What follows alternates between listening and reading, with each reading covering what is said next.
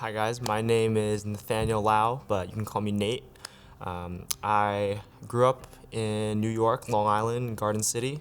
I'm currently a sophomore in college, attending St. John's, but it wasn't always like that. As a freshman, I was going to Baylor University in Texas, but long story short, I got suspended.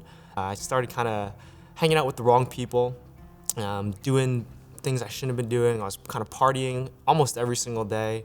I'd probably tried every single substance that there was to try in college. Been caught multiple times. I would never go to my meetings to kind of explain myself, to face the consequences, and a big consequence hit me. And for me, that was the first kind of rude awakening that I ever had in my life, because at the moment, I loved my life.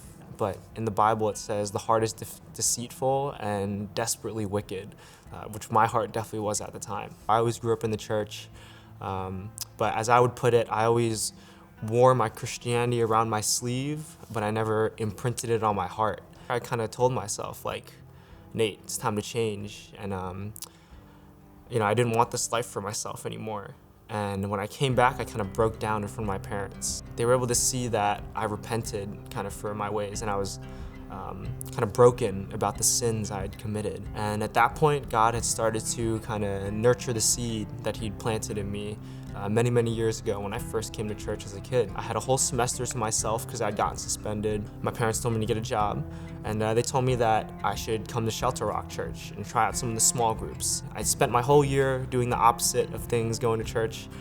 So why don't I try it? I started coming to the Alpha group on Wednesdays at the Manhasset campus, and even at that point, God hadn't totally shifted my heart. I started to go on with my life. I was still kind of in some of my old habits, trying to fill this God-shaped hole in my heart with everything but God. But slowly, He brought me to different things. It was almost as if every time I would kind of want to go back into that lifestyle or kind of fall off the cliff, as I say it, He would stop me and then reel me back in with His love, which is what happened. I had this dinner one night with my parents, my grandparents, and this elderly couple from my grandparents' church.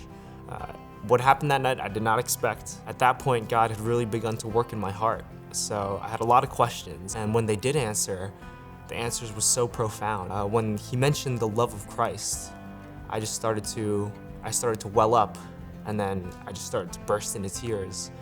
And for the first time in my life, that happened. I'd never done that before. I was never really a crier. I always kept to myself about my emotions, but I couldn't even hold it back. As much as I tried to keep it down, it kind of welled up in me.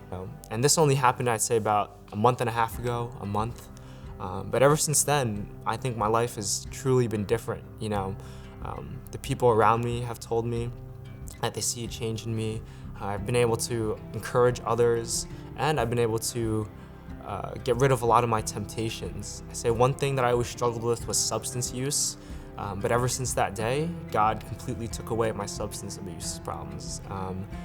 So one thing I will say is give your worries to God, surrender them to God, for He's the only one that can truly take them away from you. A lot of people, I think nowadays, they have this big hole in their heart. They try to fill it with different things, whether it's money, riches, girls, guys, substances, pretty much things of this world. And one thing I noticed is that no matter how many of these things you keep putting into yourself, you'll always need it again. When I finally was able to encounter God, I realized that this is the only thing I need.